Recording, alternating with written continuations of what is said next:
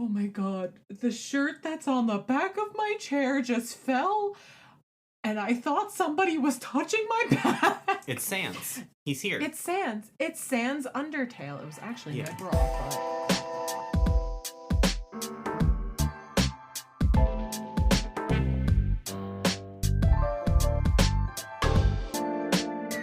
Hello, and welcome to Author's Note. Don't listen. My name is Cass. And my name is Teese. Hello, everybody. I know we've been having a lot of little hiccups lately, but I think pretty much everyone can relate when we say life's a little rocky, life's a little rough, and we're just taking this one day at a time. Yeah. You know how it is. Sorry. I'm not sorry. This podcast is free. Patrons, you're allowed to hold us a little bit accountable, but we got stuff coming for you, I promise. Yeah. But yeah, life is a little tricky. And I would like, I guess, to take a moment to say that if any of our listeners are also having a tricky time, that I would encourage them to do something kind for themselves beyond listening to this podcast. Because I know sometimes for me, I'm like, I'm just going to do something nice. I'm going to listen to an episode of a podcast. Do something more. Maybe make yourself some cookies. If you've got a difficult deadline coming up, go and grab some snacks that you really enjoy to help get you through that. Maybe buy a new water bottle if you can. But I also want everyone to remember that, you know, if we take a look back at this time of 2020 last year, especially if you are an American listener, things were a little tumultuous, a little difficult every day as they were every day in a certain someone's presidency, and your body remembers that anxiety and it remembers the traumas. And so if you're having a difficult time and you can't pin down why, consider that may be a part of it. That's Cass's little therapizing corner.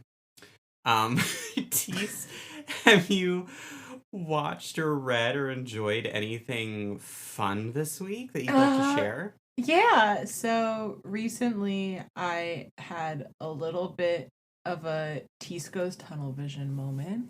Mm-hmm. I read Did You Hear What Eddie Gein Done by Harold Schechter and Eric Powell. Mm-hmm. And that is a kind of romanticized graphic novel biography of the I don't want to call him a serial killer, of Ed Gein, who happened to kill 2 women and was kind of just like a gravedigger type deal. So that was really fascinating. And then after that, I watched the original Texas Chainsaw Massacre, and that fucking ruled. So I've never seen it. Would you recommend it, even if someone doesn't have the sort of background knowledge on Ed Gein? It's pronounced Gein. Yeah. Okay. Have you seen Psycho? No, I haven't. Oh, I feel like you would really like Psycho. Psycho, Texas Chainsaw Massacre, and Buffalo Bill from Silence of the Lambs. When you say Psycho, do you mean American Psycho? No, I mean Psycho as in the Alfred Hitchcock movie and the novel that is written by Robert Bloch. Okay. Yeah, never seen him. Never read it either. Yeah, it's a piece of like American cinema canon. It's fine. But I actually really like Texas Chainsaw Massacre. I'm not usually wild about movies like the original Halloween, and I don't really I like Friday the 13th in theory, but I'm kind of like about it. Like Nightmare on Elm Street's a little fun, but that's a little bit older. But Texas Chainsaw Massacre was like the perfect amount of art house and horror schlock that I really, really enjoyed it. So Teese has a new favorite classic slasher film, I guess. But that's what I've been up to. And then I went to the Renaissance Fair. So like that in itself is media experience, I feel like. So yeah, I feel like we're coming up on the perfect season to get into like classic horror and stuff like that. I feel like every year I kind of go back and I get into a piece that people were really into for a very long time, or like a cult classic. Like I watched Over the Garden Wall for the first time last year, which blew me away. Absolutely gorgeous. Oh, it's fantastic. It truly is. And then I also watched Jennifer's Body for the first time last year. This time last year, we were doing our episode on It. So yes. I watched a whole bunch of stuff. Yeah. So it's a great season to kind of get into old classic horror films. And you know what else came back this week. Great British Bake Off. It did. So like, I didn't know it was coming back, Teese. And when I saw it, I'm so glad. The joy and warmth I feel in my body knowing that Great British Bake Off is back. That, and then my favorite podcast is coming back for its second season on the 12th. Like, I have a reason to feel joy again. It's delightful. Yeah. But what about you? What have you been consuming? Anything fun lately? Yeah, I watched all of Sex Education. Oh boy. Yeah. Okay, so here's what I'll say about Sex Education. I actually would recommend it. Okay. But I have like 2 asterisks with that. The first one is don't binge watch all of it. Mm-hmm. I think more and more I have a friend named Casey, and she makes like a concerted effort to not binge watch stuff. And it is amazing how much our idea of media pacing and storytelling is really shifted and changed by the way at which we consume that media, right? Mm-hmm. And with binge watching, things have become so rapacious that I find I'm able to watch something and I'm able to sort of extend myself into the view of like, all right, if I had been watching this metered out 1 week at a time, this is probably the experience I would have had with it. But I definitely find that like I'm just not enjoying things as much when I go through and watch them over the course of like 3 days, right? Mm-hmm. And so I think Sex Education has a lot of these really wonderful slow burns that should be experienced as the slow burns that they are. Okay. And I remember seeing a discussion on Twitter like just the other day about how there's no slow burns in media anymore. And when I say media, I'm talking largely about like television and film, right? And it's like, well, is there no slow burns, or is it that you're watching everything so rapaciously that you're not getting the time to appreciate it? Yeah. That makes sense. I think the other thing with Sex Education that is kind of funny is that because prestige television has been so inundated with this sort of pubescent teenager giddiness of the option to include sex, it's really oversaturated our media with sex and sex scenes that aren't done thoughtfully or that don't contribute anything. But Sex Education is about sex. And so being in a market where things are so saturated by sex, I think it makes me sad because Sex Education is one of the properties that arguably would benefit the most from its sex scenes. But because it's working essentially in like a sponge that is just so suffused with water that there's no more room, it feels a little trite. But I really enjoyed it. I really like Gillian Anderson. Gillian Anderson? Yes, Gillian Anderson. She's wonderful. She's incredible. The acting is phenomenal. Eskel, please don't try and jump on that. Okay, he's going to jump on that shelf.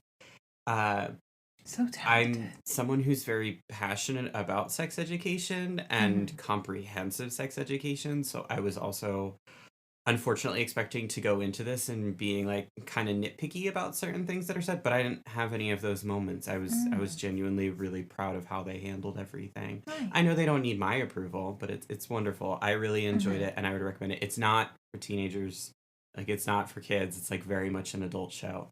So, but I would recommend it. I'm glad you enjoyed it. It feels good to watch a piece of media that you could like think about and explore and that it lasts with you and stuff like that. So a ghost. He's opening a closet door. He just likes to open it. He just likes to open it. He doesn't want to go inside of it. He just wants to open it. He's so talented. This past weekend I stayed at a friend's house and their cats like to open cabinets. So I understand completely.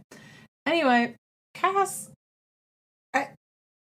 we're going to talk about something that I've been wanting to talk about for a really long time today.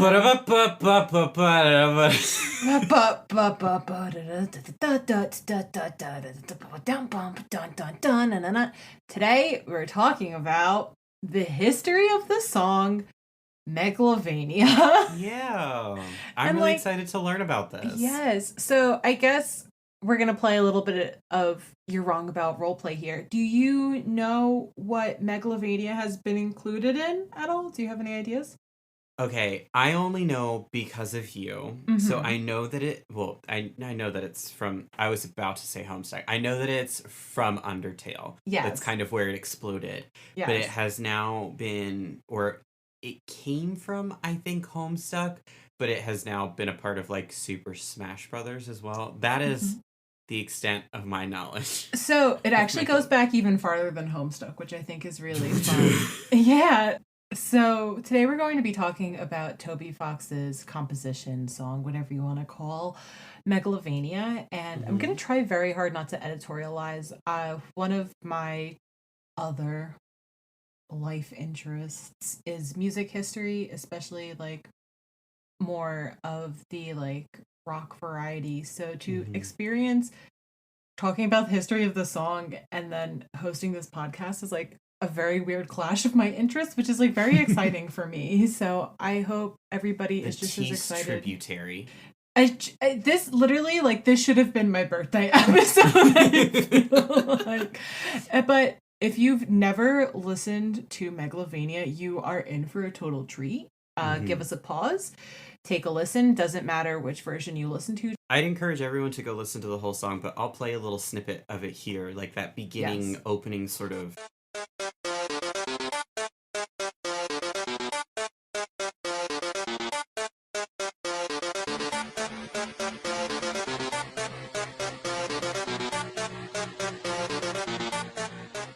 Congrats, you've now listened to Megalovania if you've never heard it before. So our story actually begins in 2008. At this point online, Toby Fox is better known as Radiation on the Starman.net forums, and Starman.net is a overall Mother and Earthbound forum guide site. When I played Earthbound for the first time, I used Starman.net. It's invaluable. It's truly just a fantastic website and fan site. Highly recommend it for those who are going to play Earthbound for the first time soon. Toby Fox participated in Starman.net's Halloween Fun Fest and created the Earthbound ROM hack called Earthbound Halloween Hack. It's also sometimes known as Radiation's Halloween Hack.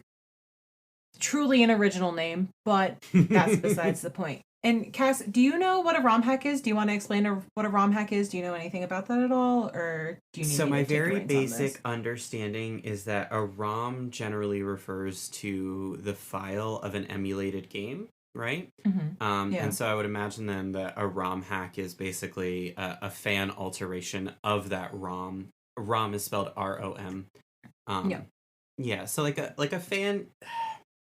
I wouldn't say a fan game, right? Because it's not built from the ground up, but a fan iteration upon. Because a ROM hack could also be something like, oh, we changed the maps of this game, but it's still completely the same game. It's just that the maps are more randomized or something like that. So the way how I had to read it in child language, because I was like, I know what a ROM hack is in theory, but like, what exactly is it? I had one of those moments. It's basically like you edit a game to change the components, such as like colors, dialogue, music, etc., so on and so forth. And it's edited through a hex editor, which edits non-textual data. That really doesn't mean anything to me, but also at the same time, it kind of does. Please, I get anxious if I have to think about coding or HTML, like, more in depth than the small amount that I do know. So, like, don't ask me more questions, the amount please. That you know to edit a Neopets profile page, essentially. Yes, exactly. Yes, I know how to do tag p tag. Thank you very much. And so the story is based off of the Brandish series, which is just a general dungeon crawler. I'm pretty sure it has a really strong following. I think it's a SNES game, if I recall correctly. And you play as the main character, Varric, in the Earthbound universe, where the Chosen Four, who are Ness, Paula, Pooh, and Jeff, do not come back after defeating Gygas. And basically you kind of like crawl through sewers, you beat up some guys. It's kind of hinted that Varric is supposed to be Ness, blah, blah, blah. And the main antagonist in this hack is Dr. Andonuts. You fight Andonuts. Yes, what's up, Cass? There's a character in Earthbound named Pooh. Yes, he's a prince. I love that. He's iconic. He doesn't use any weapons. He only uses magic unless you want to farm and spend. It's usually about 3 hours to get his most powerful weapon, which is a sword. However, it took me 8.5 hours to get it, which was awful. Wow, get good. It's a 188 drop. Okay, I'm sorry. It's up to it was terrible. It was so bad. Get good. If you were better, the RNG would favor you. Teese, if you were an actual gamer, you would know how to get around the random drop numbers. Anyway. Dream did it. I think you can too. Oh, shut the fuck up. Never compare me to that man again. That's what the mask is for. Goodbye. Anyway, I'm surprised you didn't comment about Andanuts, but as you fight Andanuts... It's low-hanging fruit. Oh. Shut up. Anyway, so during your fight with Andanuts, Megalovania plays, and at the time, Megalovania sounds like this.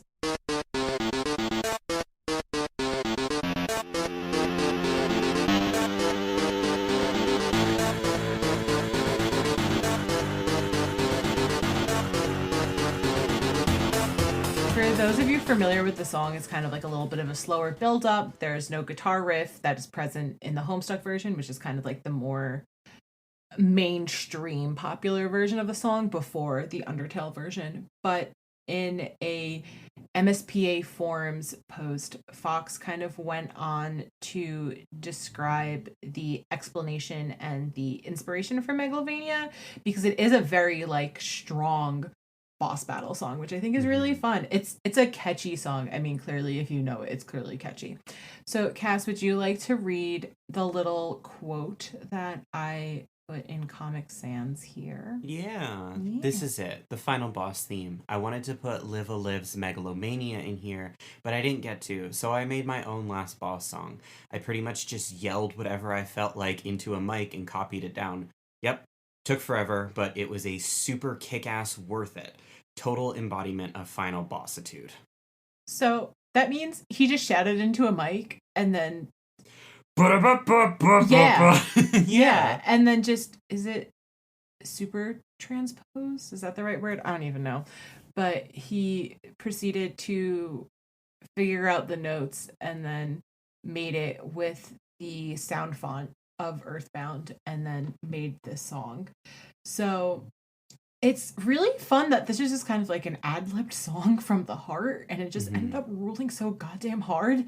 So obviously people who played the hack, the hack overall was apparently pretty good, all things considered. It's really hard. Specifically, like what I was reading was that the Rom hack system that he was using at the time was a pain in the ass to use. So the fact that he was even able to like do all of this is really outstanding. He's like, I definitely wanted to give up a few times, but like I really wanted to do this. So he just did it. Like he was still in high school when he did this, which is like holy shit, mind-boggling to me. Yeah. So obviously the hack is pretty successful. Megalovania is pretty successful. People start actually ripping it from the game. And Fox was like, oh, like, I should actually upload this because some of the audio actually didn't get properly transcribed and there was, like, a moment of silence in the boss fight. Like, the repeat wasn't as good. So he uploaded it and just kind of hastily named it Megalovania, inspired by the original song Megalomania.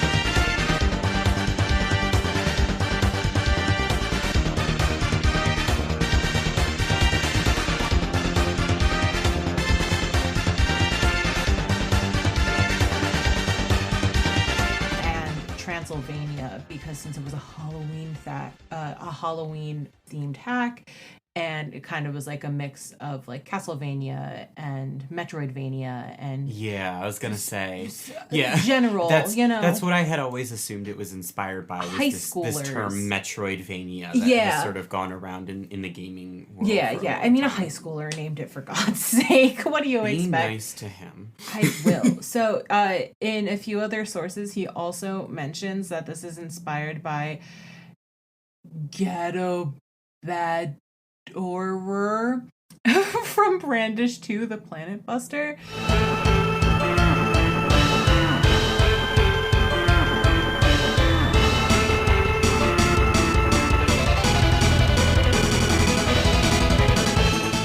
It's pretty fun. I mean, it's pretty obvious where both of the inspiration comes from. I feel like I hear the inspiration more in Gato Bad Doorer, but the megalomania tempo and the frantic energy is clearly in Megalovania. And they're just both good boss songs, you know? I think if I think about it, if I have a chance before I die on Friday when I go to a wedding, I will make a YouTube playlist and just put all the songs together on a playlist. If I remember, either you remind me or I do it, whatever happens.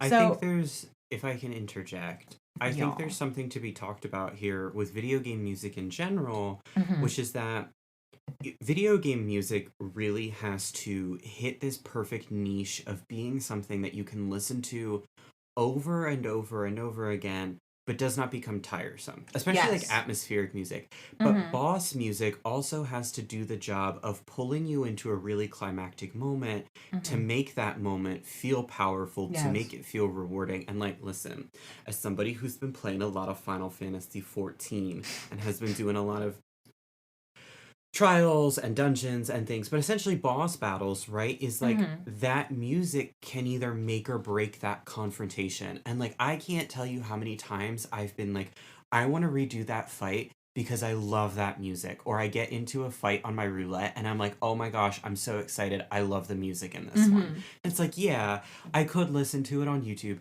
but it's not the same as having that visceral moment of gameplay paired with that power of music. I think the song that does that for me actually is Cohen's Masterpiece from BioShock. Like, I was familiar with it before I played BioShock, but then hearing it in context, I was like, oh boy, like, the flavor of BioShock is truly like Devila and Popola's music from the Nier games consistently always gets me very like, it's transportive. I feel very much in that world because this is a language that I associate so heavily with that world. And on the same time, obviously video game music could be very peaceful. I know there's tons of Chrome extensions with Animal Crossing music that you could listen to that plays throughout the hour type deal while you're scrolling online. There's all these songs that we listen to. I mean, there's countless YouTube playlists that's like chill video game music to do your homework to and stuff like that. My personal favorite is Pondo's Lodge from Breath of the Wild. That's like I'm having a rough time. I'm going to put on some Pondo's Lodge ambience. I'm going to lose myself. Goodbye, world. I am in a tiny little hut with a fire.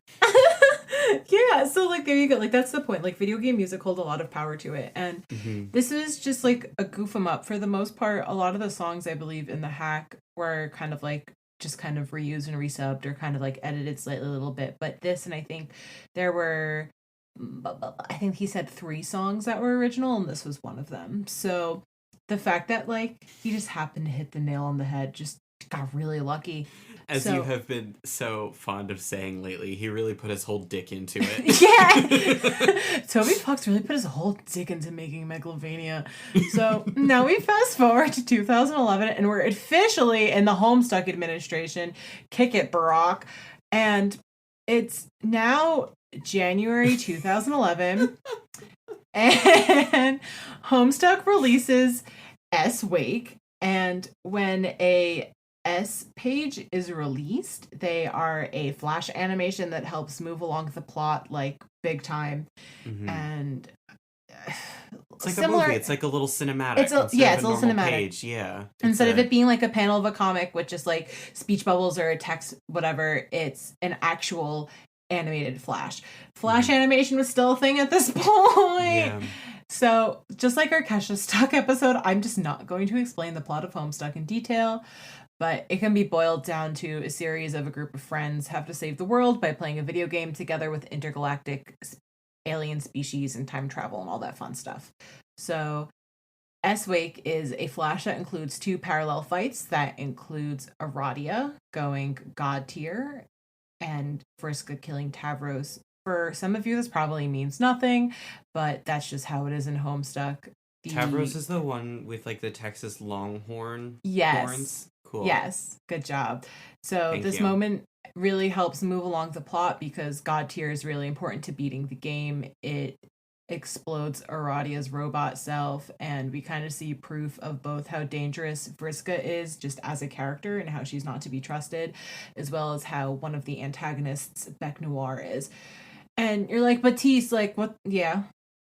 Can we put a goal on Patreon that if we get to a certain amount, you will take me through the plot of Homestuck beat by beat for me? Oh my god. Oh my god. Okay, yeah, sure. What's the value you would put on that? I don't know. God, that'd be so exhausting. I'm gonna have to $500. I mean, yeah, sure. I could do that for $500 a month. For $500 a month. Yeah, Teese I can will do that. explain Homestuck to me point by point, beat by beat. Oh my god. Dear Diary, today I agreed to something very dumb. Anyway, you may be asking yourself, but Teese, what about Megalovania? Well, first of all, here's Megalovania.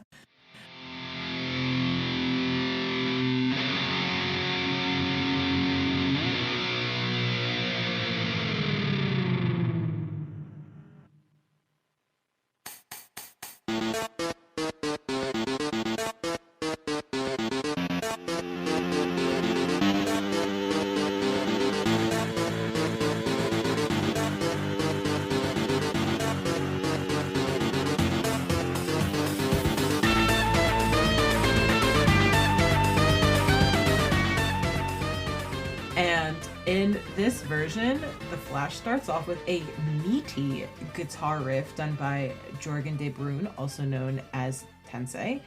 And Teese is best known for his work on the... actually, not even his work on. He is responsible for the Homestuck Strife album.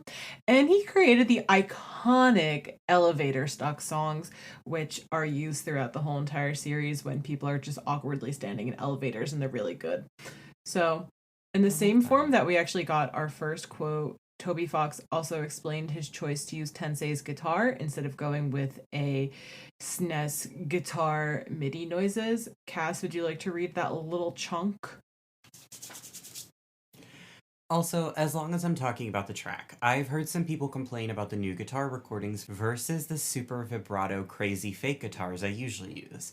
If the recordings sound bad, it's basically because I didn't alter the original crazy parts to make them playable, plus all of my written parts were really stretching the area that a guitar can play without sounding screechy and stupid.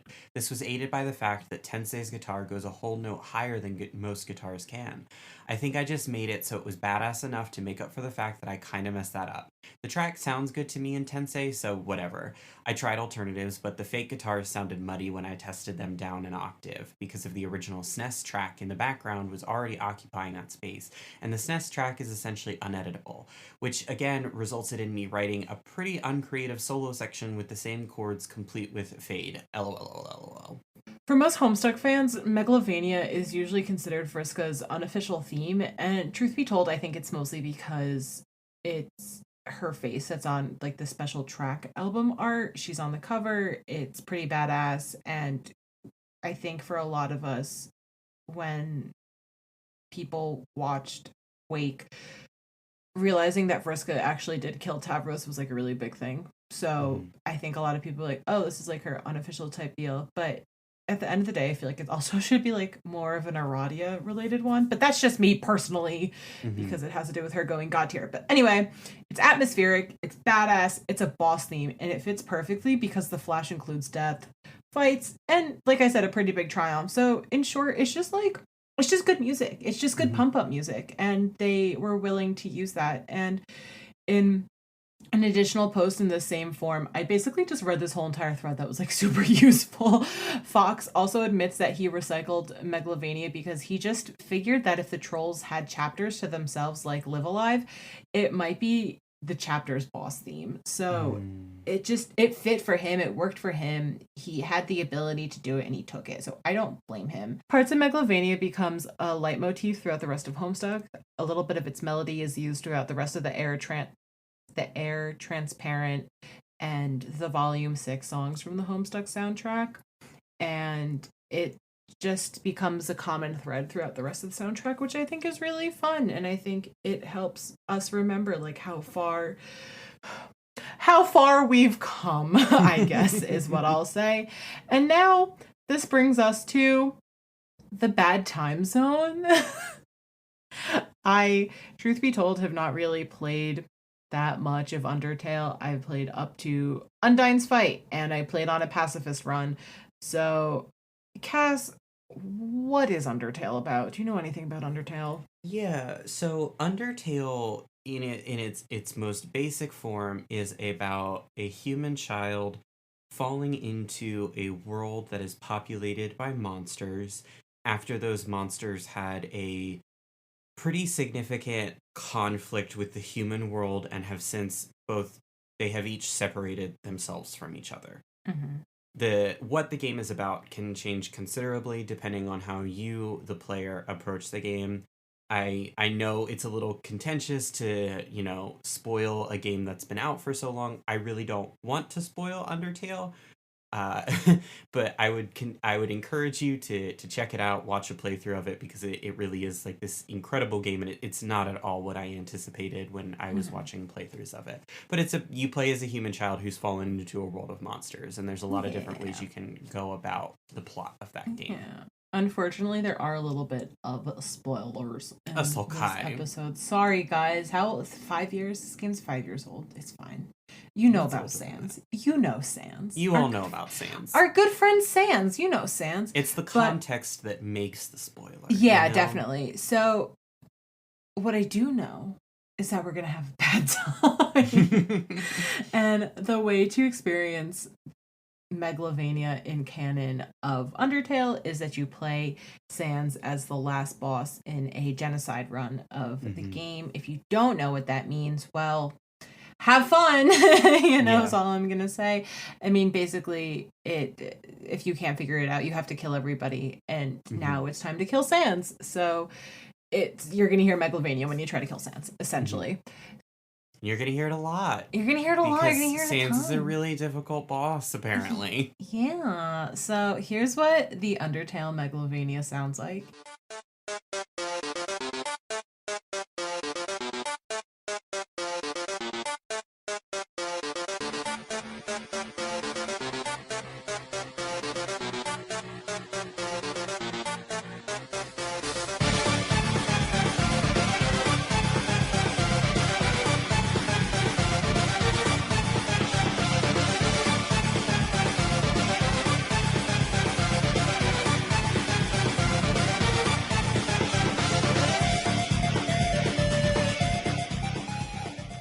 In short, yes. The evolution. Taste.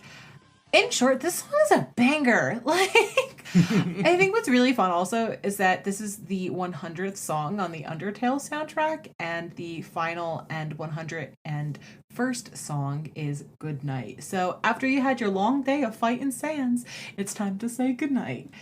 And this version of Megalovania is super climactic because, similar to its roots in the Earthbound Halloween hack, it's the final boss song, and it's an all-out affront. It's the last battle before the very end of the story, and it's kind of like a full circle situation, The most notable thing about this version of the song is that it's sped up a little bit more, and according to the Undertale Wikia, the original version of Megalovania was in the key of A in a minor blues scale, whereas the version found in Undertale is a pitched up slightly faster and modified version in the key of D minor.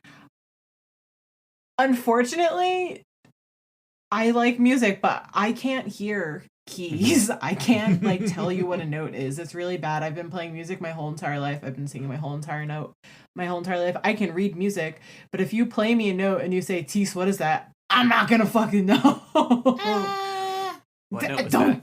Don't do that to me. Comment below. What was that note? I need to know. Or like DM us on Twitter. I need to know. It might be a B flat. That's what I'm gonna guess. Anyway, on a more normal music listener scale, the guitar is clearly replaced with a more classic chiptune sound, and a string arrangement is added, which is really fun. And you get the point. Like, all of these versions of the song are slightly different, but they're all equally as good. Like, I'm not going to keep beating a dead horse or whatever, but like, it's good music. And obviously, Undertale is a huge smash hit. It's still constantly being talked about 5 years later. It's had continuations with Deltarune, and eventually Sans was released as a Mii Fighter costume on Super Smash Brothers. And when he deserves. It sure is. And when you purchase the costume for, I believe, 75 cents, it comes along with a Smash remix of Megalovania.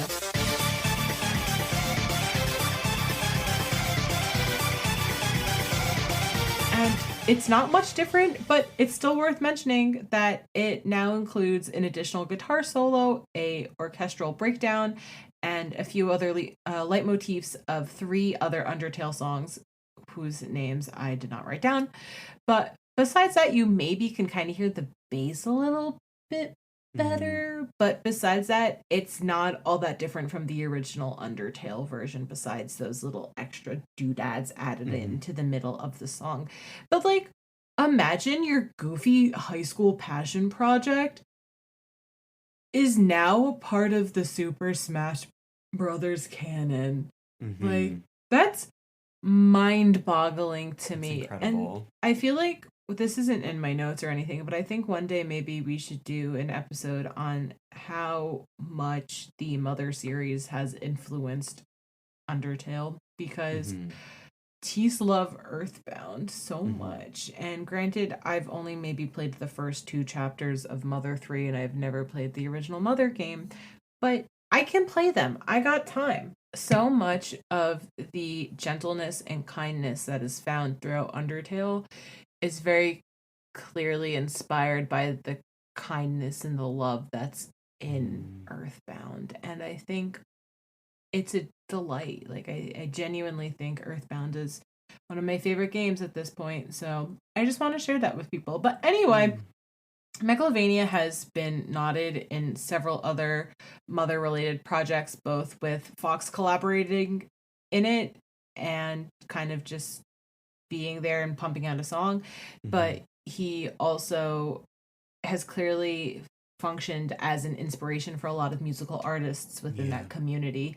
There are a few songs that are kind of either named in a nod to Megalovania or are like So and So Strikes Back type deal, inspired by his Halloween hack and stuff. And it's just, he has a legacy, you know. He's done it. He's not even 30 yet. I think he turns 30 in October. Like, damn, mind-boggling. Anyway, of course, Megalovania has also kind of become synonymous with Undertale instead of the Halloween hack, or with Homestuck at this point, and it's been performed by orchestras. It's available as sheet music, and it's a song that is clearly recognizable alone by just one note. I guess comment down below if you knew immediately what we were going to talk about by Cass's one note preview from our last episode. Because I was like, Cass, just put in one note. Like, people will know. It'll be fine. And I mean, I would probably if I was a rando. But its legacy is astounding already, and I genuinely cannot wait to see what else Fox accomplishes in the future if this was just something he made in high school off the cuff like this. It's inspiring. I mean, it really is. This idea of not only your creativity propelling you the way it has Toby Fox, but also to be recognized and to inspire so many other people. And I think one of the things that, you know, I really admire about Toby Fox is, like, we're able to put in all the clips of the different Megalovanias because Toby Fox is pretty open about just sharing his music and saying, like, hey, you can use this music. You can use it in your YouTube videos. You can use it however you need to use, because, like, It's a difficult time for creators to try and find, music for themselves that helps paint an image, but Toby Fox creates not only some really beautiful games, but some really beautiful and evocative compositions that And there's also something to say about how we talk about like copyright and what's the word?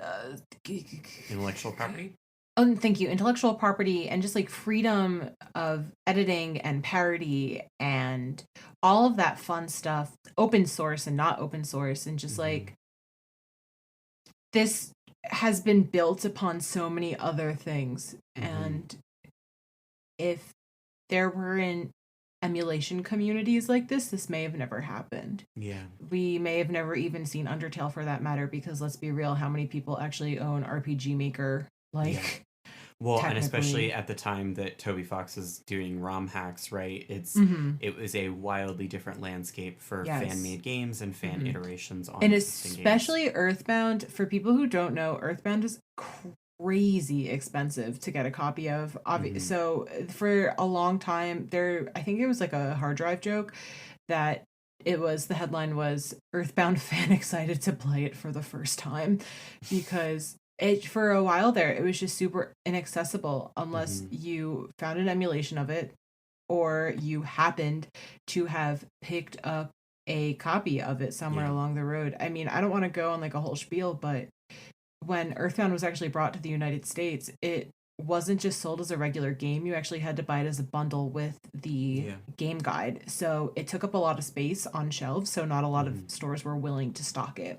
So it's been a collector's item since the very beginning, and it's a shame because this game it's brilliant, So for a online community where people obviously have banded together to give people an accessible version of the game, as well as a community that is built around editing said game, it's chef's kiss. Teese loves it, I don't know, ask us about it. We might do a whole episode on emulation communities and things like that, because I have some opinions. But I'd like to transition us over to our fun little library corner where we talk about, I think we're just going to try and keep it to like maybe one comment this time from a listener. So last week we received a comment on our YouTube video from A that said, I was introduced to Final Fantasy XIV a couple years ago via a friend. I really liked it, but I couldn't afford to pay for more than a couple months, and I was really bummed out about that because it was the only MMO type game that I actually enjoyed. I've now installed the free trial, and once my girlfriend is finished modding Final Fantasy VI, I'm going to play 14 again. Thanks, guys. I've read that comment and I got so happy, and I just wanted to spotlight that there's something really magical about being able to access the things you love. And like, listen, I don't know that I'm ever going to be super in favor of subscription models, especially for games, but I understand with an MMO why it's necessary for the health and well-being both of the company and the developers themselves. But that's also part of why I'm so pro Final Fantasy XIV, is because the game has made itself a lot more accessible for people to play if you can't afford. Because, like, listen, $12 a month ain't nothing, and $16 a month ain't nothing. So to allow for people to play those games, to find friends, to find a community, to enjoy themselves, I think that's really special, and I think that's the most important part about games is being able to find love in something that stimulates you creatively. And I mean, I know you said like $12.99, $16.99 isn't really all that much, but for some people it is, so the opportunity that you can still explore this game and experience it for free is actually pretty cool. Still won't catch me playing, but no, we're gonna get there. Okay, I'm gonna get you. Okay. I'm gonna get you in my little Animal Crossing bug net. Oh, we didn't talk about the Brewster reveal. Oh, congratulations. Congratulations. Here comes Brewster. This has been Author's Note. Thank you so much, everybody, for listening, and thank you for being patient with us while we kind of figure out life and get through this. We've said it before. We are two adults with other responsibilities and things we have to take care of, but we really love doing this podcast for you. And when we're kept away from doing it, it's not because we don't want to. It's just because life gets wild. Yeah. I miss it. So if you want to find out how you can support the pod, well, I can tell you that right now. If you leave us a review on Apple Podcasts, that's a super huge help to us. Share us with a friend. Let people know about us. Tweet about us. You know, just tell the people in your life that you enjoy this podcast, and that really helps us out. If you're interested in helping us reach closer to that now $500 goal of getting Teese to explain Homestuck to me point by point, this is all I want now. This is all I'll be campaigning for years. You can find us on Patreon, and you can find us on Ko-fi, that's ko-fi, we're Authors Note Pod on both those platforms, and any other information you need about finding us across the internet or getting in touch with us is available at authorsnotepod.com. My name is Cass, and you can find me pretty much everywhere across the internet at Valhethella. That's VALHETHELLA. Teese, where can people find more of you at? You can find me online at Vicunad, that's VICUNAD. And you could also find me on Fandom Spotlight, writing for pop culture news and all that fun stuff. Our theme song is made by James Yaiullo, and you could find him on Bandcamp under James Y. Cass, who did our cover art?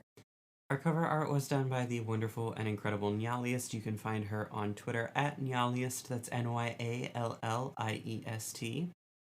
Teese, Cass. what is something that you think should have a fandom? I just remembered that you were going to ask me that question, and I don't know if you saw me make a face, but I sure did as I remembered. I think quilts should get some more hype. I think quilts is really cool. Love me a good quilt. Love a good quilt. Love a good quilt. That's my answer. All right. Until next time, get your vaccine, wear your masks, keep your hand sanitizer at the ready, be kind to the people around you to the best of your ability, and do something nice for yourself. Bye. Bye. Teese hunkies.